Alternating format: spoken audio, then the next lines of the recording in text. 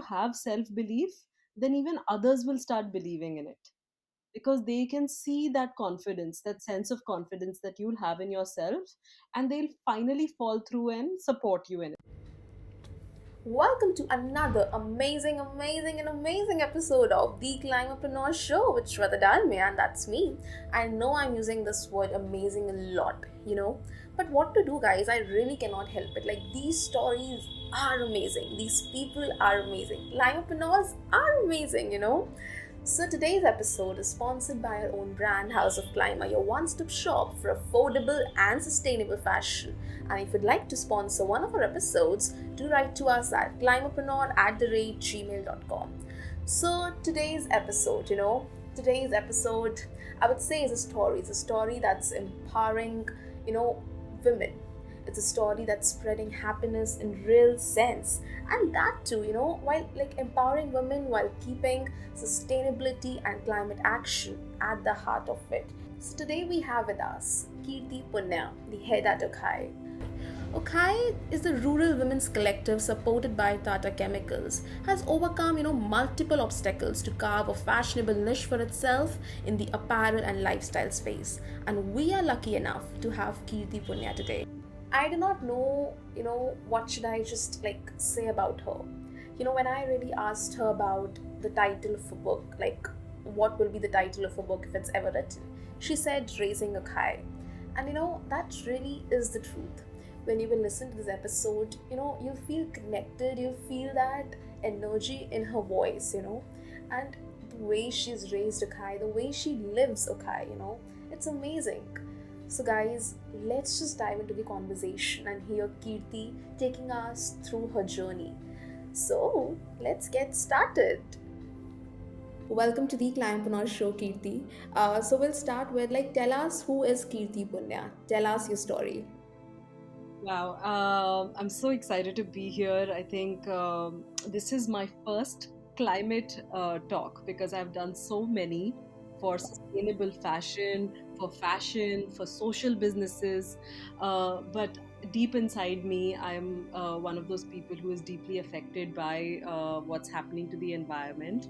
And I think that this is the first platform where I'm speaking with a focus on the climate, aspects of running our business. So very excited to be here, and very excited to speak to you, and very excited to share the work that we are doing specifically for the climate. And really, it's something that, because we work in an industry which has a high footprint, right? Irrespective, if we make clothes and you buy clothes, both of us are causing some harm. And how do you limit that harm? Um, so who is Kirti? I'll really try and begin with an early age story. Is when I was 13 years old, I wanted to grow up and run a fashion brand. I wanted to. Um, I had collections in mind, a complete plan of what I was going to make, all of that, and I did this with my friend in boarding school called Manorat. And as all good Indian kids grow up to become engineers, I also became a software engineer. Started working in software, and then post that, I worked in many different places, and now have landed up in fashion with a focus on sustainable fashion. So, who is Kirti is really deep down inside. I think I'm a creative that has been conditioned to become an analytical person. Kirti is a businesswoman, and definitely trying my best to conduct business in a manner that I don't destroy the planet. Wow. So, how did your journey with Okai started? So 5 years ago is when Okai went online, and the curve of e-commerce was riding in the country, right? And Instagram accounts were just being created. I That was the time when we decided to uh, really create collections that would be fit for the online market. Okhai, as the women of Okhai, who had been working on craft for many years. It was an initiative to generate alternate sources of livelihood for women artisans. But 2015 was really the time when we decided that we're going to make this into a sustainable fashion brand that primarily retails online. And so began our journey online. And we were, I think, just about 350 women back then. And now, at the start of COVID, we were 2,300 women. And now, by the time COVID is ending or this year is ending, we are 24,000 women now. So, this is really the impact of Okai. The truth of the proposition of this business is that women work from home and they work on embroidery and craft, and people from all across the world are able to purchase those on Okai. And knowing exactly where it's coming from, knowing the name of the artisan who is making it, knowing and seeing how the process was made, and that not only creates livelihood and brings money home to the artisans, but it brings a huge amount of pride in their work, a huge amount of confidence in what they do, and how they're able to raise their families.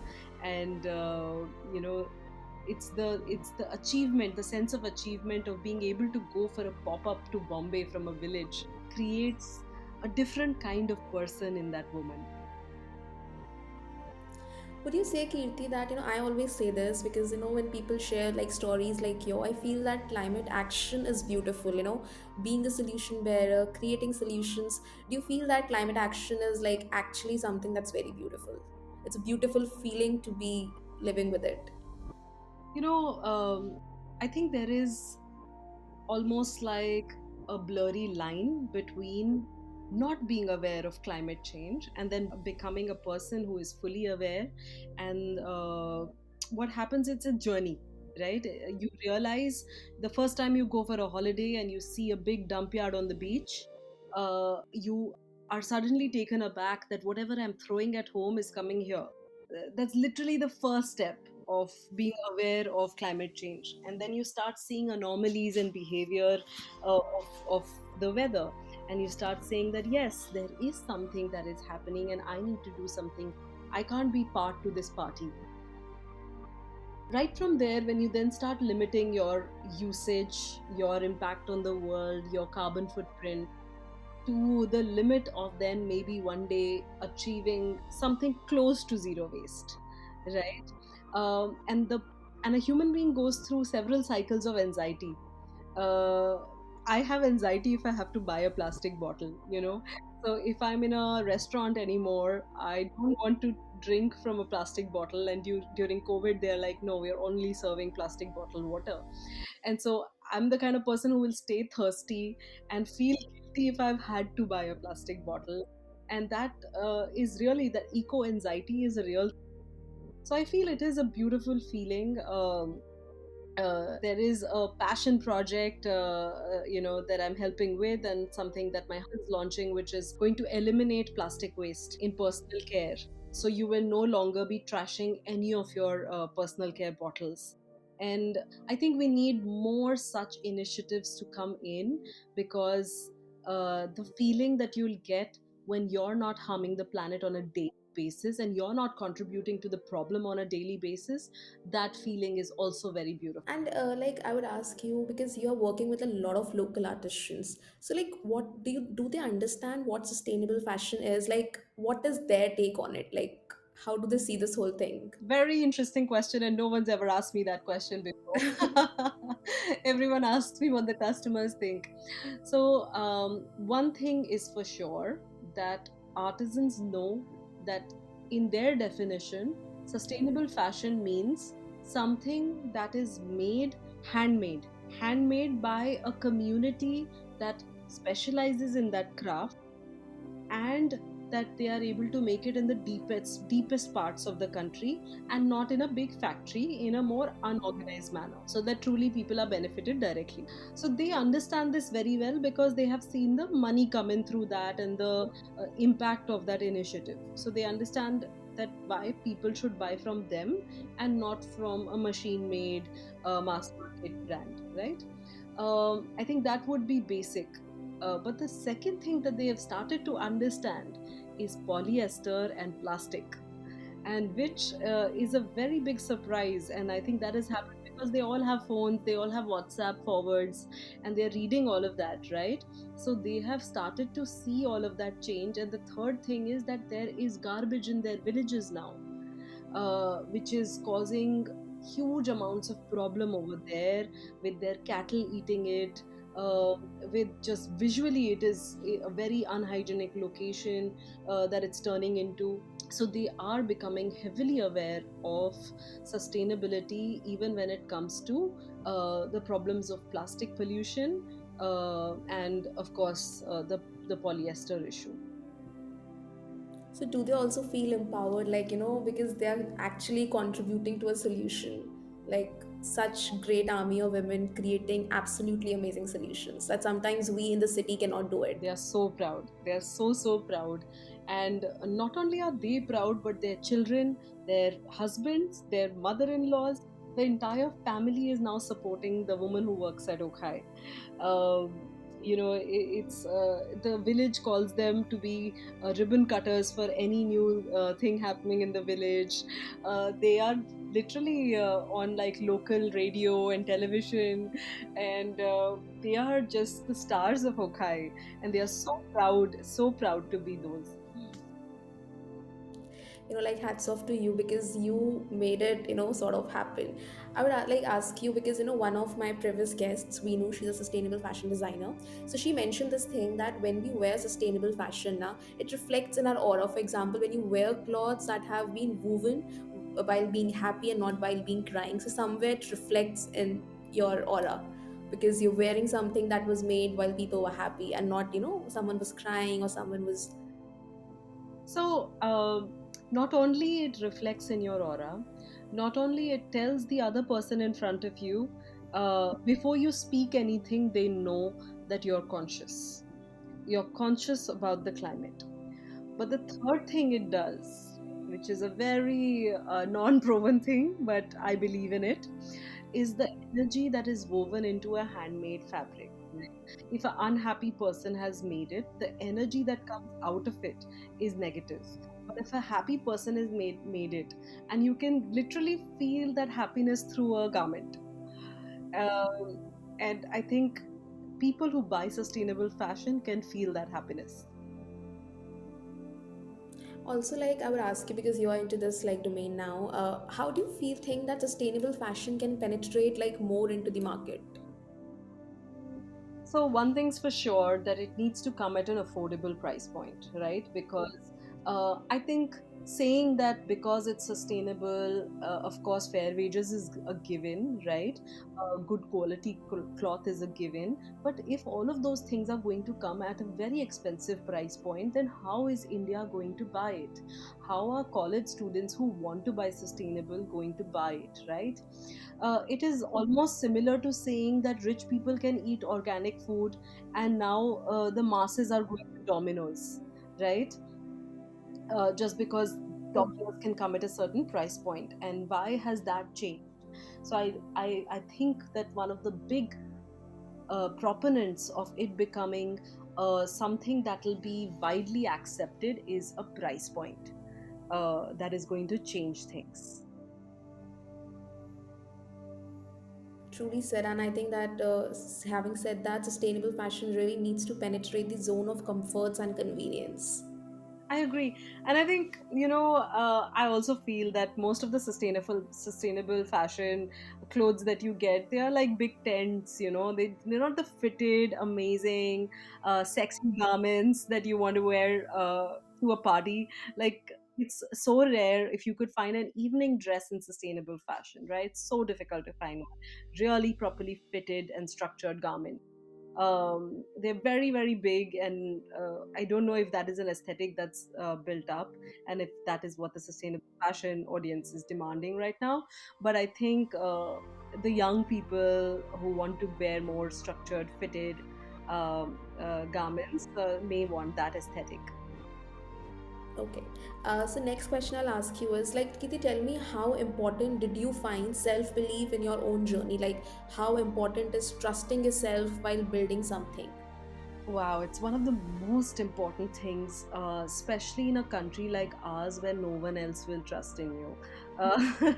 Because I think young people want to start their companies, and I think the biggest enemies of startups in India are the parents. They're never going to say that, you are capable enough of starting your own organization. They're always like, go get yourself a job and work there, and, it be a safe life forever. Then the second thing is, of course, if you're starting something, everyone is going to be like, but how will it run? How will it sell? I think everyone else will doubt you. Be it anyone, right, around you, your friends will question you. So if you don't have self belief, which is the only strength that you will have, you will not be able to convince yourself to keep going. The second thing is, if you have self belief, then even others will start believing in it, because they can see that confidence, that sense of confidence that you'll have in yourself, and they'll finally fall through and support you in it. So, like when you were starting, like were you scared of the future, like what the future holds for you or something? Because like if I talk about myself also, sometimes I feel okay, what's gonna happen, like how things are gonna turn up. So, what has been your experience in your journey?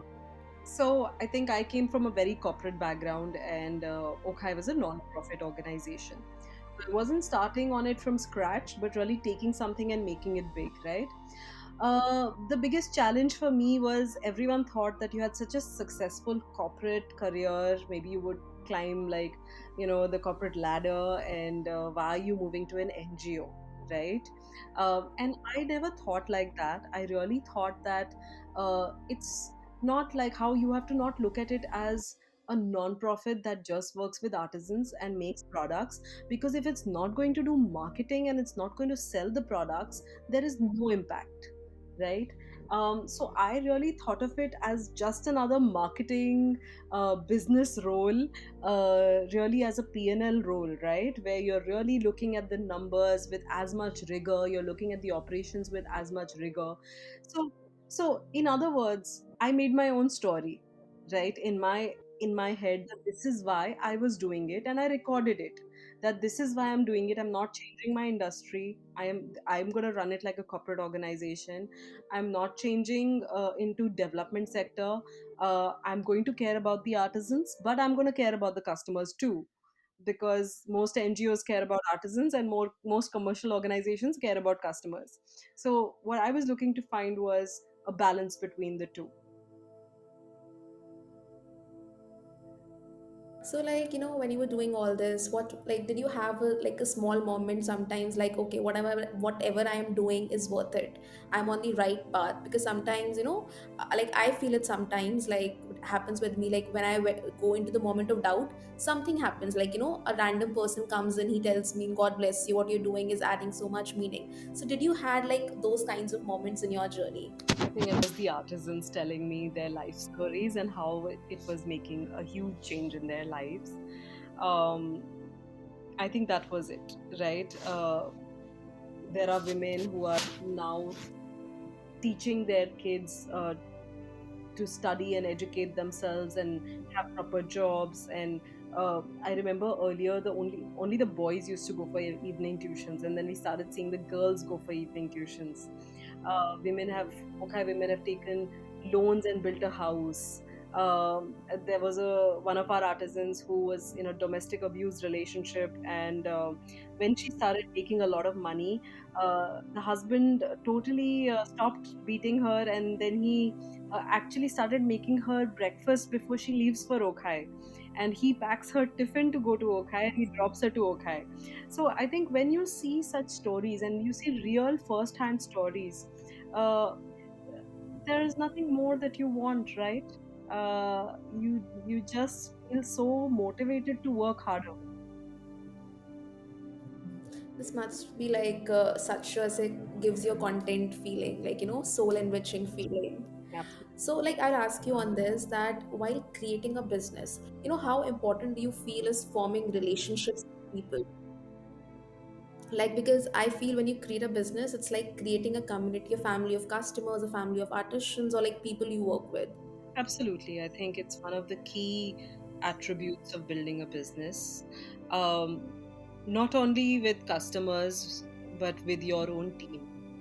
and with your artisans. I think it's a slow process because you have to build trust with what you're doing and what your mission is. And then slowly, what people start doing is that they no longer work for you, they work for the cause, right? And they work for the happiness that they get in actually interacting with you on a daily basis, in interacting with each other on a daily basis. How one is able to share negative feedback with another without the threat of it becoming a huge like political issue, right? And how do you encourage that exchange of ideas? How do you encourage empathy for each other?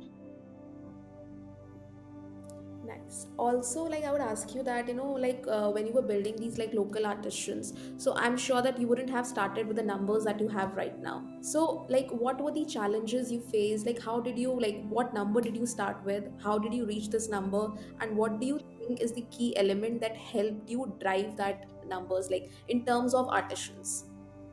Well, I think initially when we were about 350 women, and then last year we were 2,300 women, and that first stretch of 350 to 2,300 was took us so long, right? Took us 5 years, and then COVID went from 2,300 to 24,000. So I'm going to share the first bit, which is 350 to 2,300.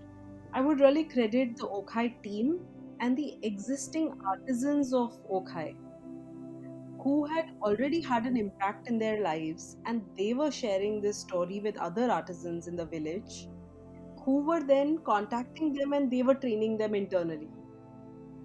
And I think that artisan training another artisan is the ripple effect that you see of training, right? And I think I remember artisans doing video calls to each other and explaining their problem and learning design and learning embroidery. So I think for the first bit, I would really credit the artisans, the leading artisans of Okhai, bringing in more artisans. The second wave that has happened, which is last year to this year, is really because of COVID. And I mean, however bad it sounds, but thank you to COVID for doing this because all of the artisans had learn how to come online, right?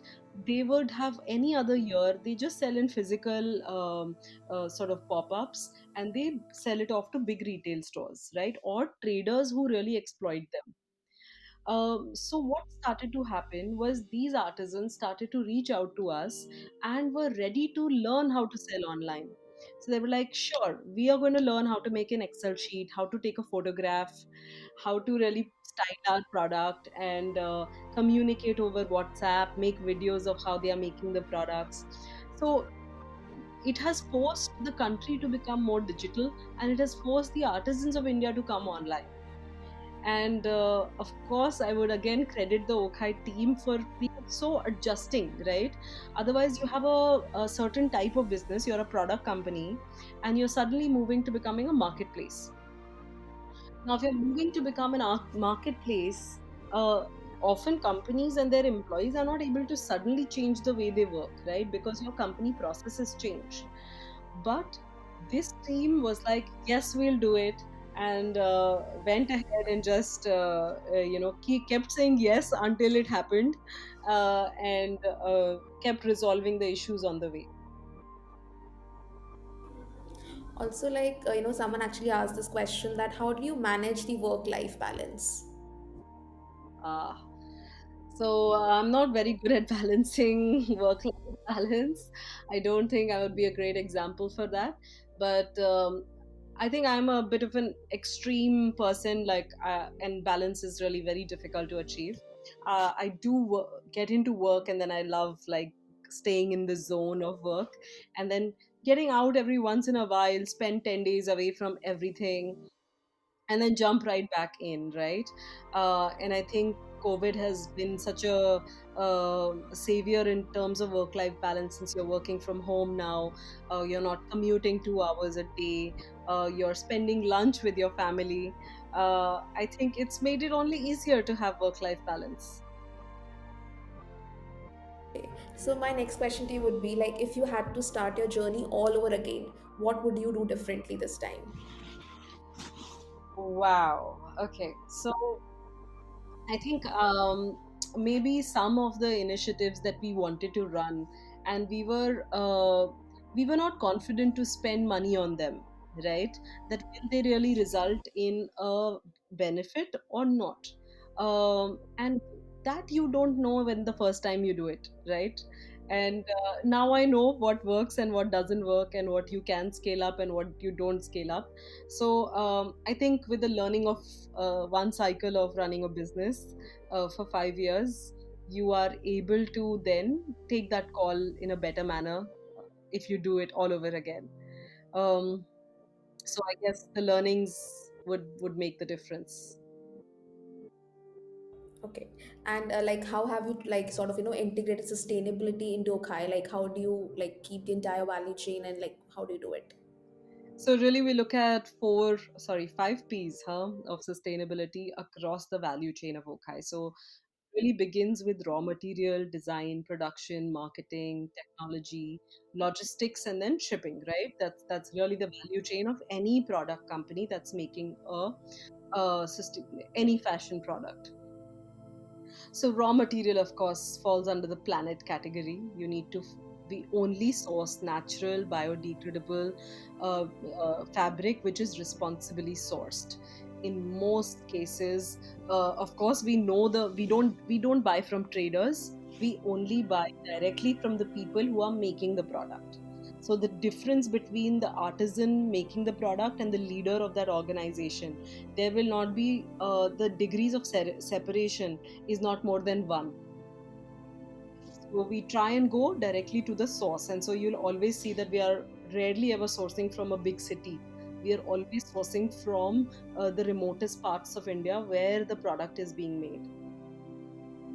Cotton, of course, is something that we are using in our raw material right now, but we've also tried, or we are also working with hemp. We are also trying bamboo. We are also trying jute. We've tried several types of jute. We are also now, looking at organic cotton. So these are different things that we are looking at in terms of natural fabrics. We have not used any synthetic fabrics so far. So the next one would be product, right? So how do you really design a product without it being high waste, right? For it to be long lasting, for it to be functional, for it to be reusable, right? And that's really at the design stage that the product can be sustainable, can be designed to be sustainable. So all of our fabric, the waste is actually used to make the bags that we ship in. And if the smallest of the waste is used to applique on other garments, and like things like making scrunchies along with it, so nothing, not even a centimeter of it is actually wasted. People would be the next one, which really falls under production. I think the core of Okai is a fair wage, diversity, women empowerment. We are a fully women workforce and a fully women led team. So, all of the heads of departments of Okai are women, and almost 85-90% of the company is also women. The next one would be marketing, right? Marketing, technology, and logistics. So, how do you really have a transparent and honest marketing of the product, right? And I think people think sustainability and they think about uh, plastic and fabric. But very important is marketing, sustainable marketing, right? If you're lying about anything in your marketing, that means you are doing unsustainable marketing. And it has become almost a norm now in the world to just have green colors, just have green language to represent yourself as a greener brand. uh, I've seen ad campaigns where the artisans were rented for the shoot. And I mean, that's really where the honesty is dying, right? And how do you do sustainable, honest, transparent marketing of a product? Then the next one would be, how do you improve efficiencies, right, and resource utilization with technology, and how tech can be used to become a more sustainable brand. Logistics, how do you use technology to really optimize your logistics for sustainability so that you're not doing back and forth every single time you need to create a product, create a sample with someone, or even ship to customers. So returns is actually a high section of unsustainability in our industry. Higher your returns, more unsustainable. Packaging would be the final one, which means finally we come to shipping, right? So I remember a few years ago we were using those e-commerce plastic bags, and then we moved to completely recycled cardboard bags, which are made out of recycled materials, and then they are also recyclable. And we're also using compostable bags, literally home compostable. So you cannot use the industrial compostable one because in India we don't have that facility, and it'll still go down to a garbage dump. The one we used was a home compostable one, and the person making it actually planted a tomato tree in it and grew a tomato tree after 3 months. Um so again, bags made with waste are what we're using to do the shipping in. We're also reusing our bags for internal shipping. So we've made big bags with zips. So between our artisan locations, when the bags come to us, they are just zipped together, and then the bags go back. So honestly, I would say every single thing. Now, if you even look at the product, the way it is designed to not tear, the way it is designed to have comfort and reusability, right? Uh, from the smallest things, like we're not even using a plastic button anymore. We are using coconut buttons. So it's really trying to be as close to 100% that we can be. But this is a journey. This is really a journey, and there are several cases where either solutions are not available or knowledge is not available. Because say for example, people are saying bamboo is extremely sustainable, but bamboo does consume a lot of water. Or if you say somebody was pitching to me milk fabric, orange fabric, banana fabric, I mean those are fruits. If you're going to make them to use fabric, that is heavily unsustainable. So I don't even know if the industry, and we as an industry converse with each other on this. I think we ourselves are not really sure of which one has the real lowest carbon footprint. Do you think that connection is missing when we talk about sustainable fashion industry, like the connection between, say, you and many other people who are into this field? It's definitely lacking, and it's a nascent industry, right? It's not one that has an industry body already. uh, so I have actually deliberately been trying to make the effort to connect with others who've run similar organizations for the last few years and are facing similar challenges. And so if we can come together and amplify this voice and also find better solutions for each other, I think that's something really I'm personally looking at doing. So, anyone hearing this podcast, if you run a sustainable fashion brand, I think if you can message me, DM me on Raising Okai, I'll be so happy to really create this forum for everyone to really unofficially, totally, a friendly forum for healthy exchange of ideas, almost like a support group. No, actually, it's needed. The reason I asked you this is because, like, we are like coming up with our sustainable fashion marketplace where you have like all sustainable fashion brands. So, like, when I talk to these people, so I find like there are a few things that I really found that the ones you were talking about. So that's why I asked you. Like, do you think that it's missing from there? So, my final two questions to you would be: if you had to write a book about your life, what will the title will be? Wow. So, my deep desire is to become an author. And so, if I ever do something else after this, it's going to be to write a book. Um, wow. So, I think definitely Raising Okai would be one of the books that I could write, uh, because there will be real value to give to the world in that book, um, and something I must attempt to do. And your like your final advice to the youth out there, people out there listening to you today? Well, I think the responsibility of growing the sustainable fashion industry and actually saving the world, saving the planet is not just on the brands. You, as consumers, need to buy less and need to buy very carefully.